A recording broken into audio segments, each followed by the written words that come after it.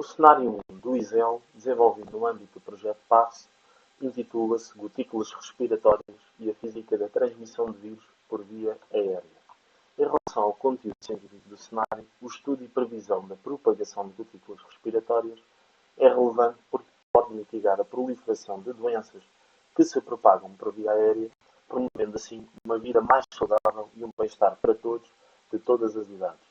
A análise da física da partícula respiratória e do seu processo de transmissão irá permitir aos alunos desenvolver metodologias de análise, apresentação de soluções, discussão e argumentação de factos sobre problemas de cariz científico, contribuindo para o seu interesse em disciplinas relacionadas com as áreas STEM, sendo ciência, tecnologia, engenharia e matemática. O conteúdo científico e pedagógico do cenário permite aos professores e aos alunos a exploração da previsão da propagação de gotículas respiratórias e a sua relação com a saúde pública, e posteriormente a apresentação de medidas de atuação nas suas comunidades para mitigar a disseminação de doenças. Ou seja, pretende-se com este cenário que os alunos apreendam de forma simples aquilo que está por detrás da física da transmissão ou da propagação de uma partícula por via aérea, que percebam a sua relação com a saúde pública, ou seja, os fatores de risco inerentes à transmissão de vírus por via aérea, e posteriormente consigam formular uma série de medidas de atuação, quer a nível individual, quer a nível da sua comunidade, para mitigar a propagação de vírus por via aérea. Este cenário contém, então, atividades baseadas em pesquisas, objetos de aprendizagem e interação com simuladores gráficos animados e ainda factos atualizados. Em relação ao contexto deste cenário, este prepara os alunos e a comunidade escolar para reduzir o risco de doenças transmitidas pelo ar, em que a criação deste cenário foi fortemente influenciada pela pandemia Covid-19, onde hoje em dia é comumente aceito na comunidade científica que o vírus se propaga essencialmente por via aérea. Sendo que hoje em dia, com os avanços tecnológicos, já é possível, e é também relevante, explorar, através de uma ferramenta, uma forma de prever como é que as partículas se propagam por via aérea. E esta ferramenta é denominada de Computational Fluid Dynamics, em português, mecânica de fluidos computacional, e esta ferramenta fundamentalmente permite simular e prever a propagação de partículas pelo ar em diferentes regimes de respiração e em ambientes com diversas configurações.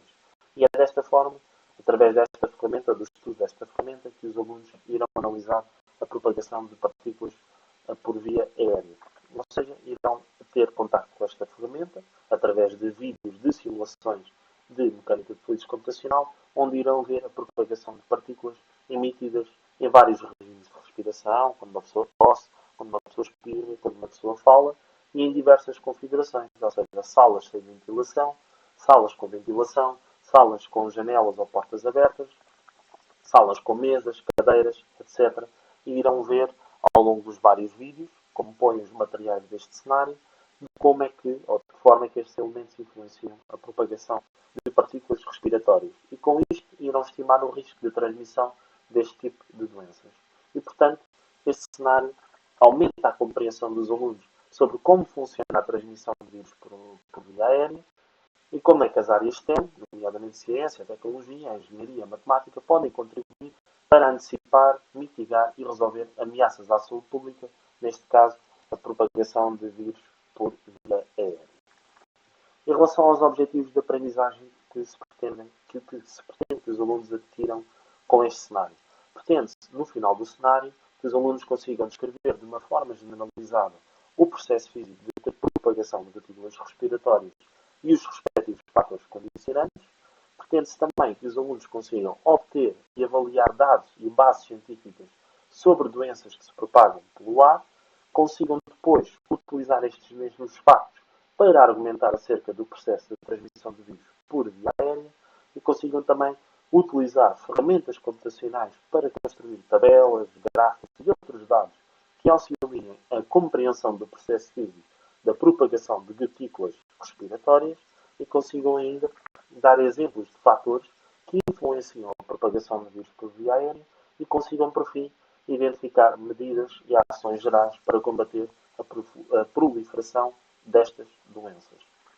Em relação à estrutura do cenário, ele está concebido para ser implementado em 6 aulas de 40 a 45 minutos e um número variável de sessões extras para os alunos desenvolverem o seu projeto de investigação escolar. Nós temos previsto 4 a 6 sessões, podem ser menos, podem ser mais. Todas estas aulas, portanto, as 6 aulas e o número variável de sessões para ser desenvolvido o projeto de investigação escolar, estão dependentes e ao critério do professor, dependendo lá está de várias variantes, como o currículo escolar, as limitações de tempo. Portanto, não é obrigatório que o cenário seja implementado em 6 aulas, ele está concebido para ser implementado em 6 aulas. Em relação aos requisitos para abordar este cenário, da aula 1 até a aula 6, as atividades que estão previstas pretendem que os alunos trabalhem ou sozinhos ou em grupo, dependendo da atividade, isso fica ao critério do professor, sendo que para realizar o projeto de investigação escolar, isto é, será o output deste projeto, os alunos deverão ser divididos em grupos de 4 ou 5. Deverão ainda ter acesso ao computador ou a um smartphone e conhecimentos básicos ao nível do software, o Microsoft Office, nomeadamente o Word e o PowerPoint, e devem ainda ter alguns conhecimentos básicos de inglês, caso se deparem com alguma informação científica que possa estar em inglês. Em relação ao planeamento das aulas, pretende-se que na primeira aula e na segunda aula os alunos sejam introduzidos ao tema da física da transmissão por via de partículas por via aérea, sendo que inicialmente na aula 1 está guardado um espaço para que o projeto passe, o cenário seja introduzido aos alunos, e depois, tanto a aula 1 como a aula 2 servem para dar os conceitos básicos teóricos, ao nível do ensino básico, que os alunos necessitam de reter para depois conseguirem entender aquilo que eles irão visualizar nos vários vídeos das simulações de mecânica de fluidos computacional que nós temos propostos que os alunos analisem nas aulas 3 e 4. Portanto, as aulas 1 e a aula 2, através de fichas e de PowerPoints, servem de base teórica para aquilo que os alunos depois irão analisar nas aulas 3 e 4. E, portanto, nestas aulas 3 e 4, os alunos irão analisar os vídeos de várias simulações de mecânica de fluidos computacional, de propagação de partículas respiratórias, em diversos regimes de respiração e em diversas salas com várias configurações. Ou seja, os alunos irão analisar situações em que uma pessoa irá espirrar, uma pessoa irá tossir, uma pessoa irá falar, estes regimes de respiração numa sala com ventilação, sem ventilação, e portanto irão analisar todos estes casos. Pretende-se que na aula 3 os alunos analisem vídeos de simulações de mecânica de fluidos computacional num caso muito simples, ou seja, primeiramente uma sala muito simples, com poucos objetos,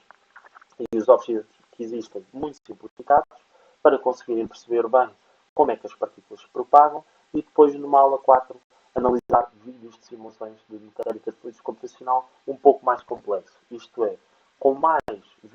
salas que tenham objetos mais complexos a nível geométrico e mais objetos,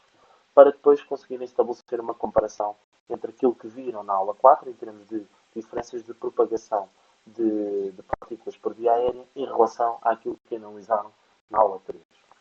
E depois, na aula 5, pretende-se que os alunos, com base naquilo que retiraram em termos de factos da aula 3 e da aula 4, de fenómenos que eles verificaram nos vídeos, pretende-se que os alunos apresentem estes factos à restante turma na aula 5 e que depois se gere um debate de forma a ver se os alunos conseguem chegar a vários consensos sobre o processo físico de transmissão de via aérea através daquilo que analisaram nas aulas 3 e nas aulas 4.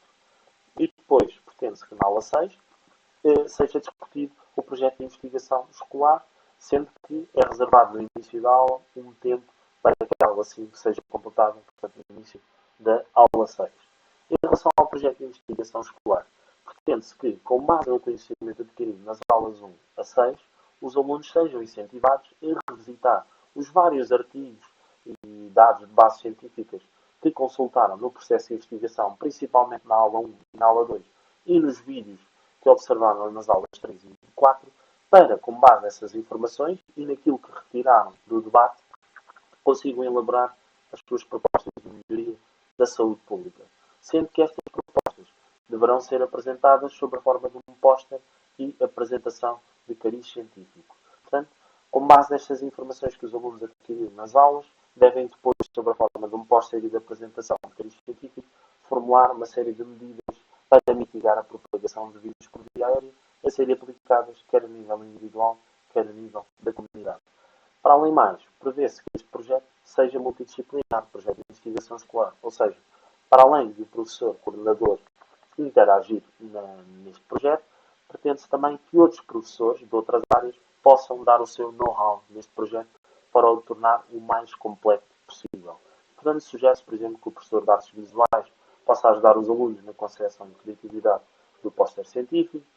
por exemplo, o professor de TIC possa ajudar os alunos na criação da apresentação em PowerPoint, ou que os professores de português e de inglês possam ajudar na revisão dos textos produzidos, quer para a apresentação científica, quer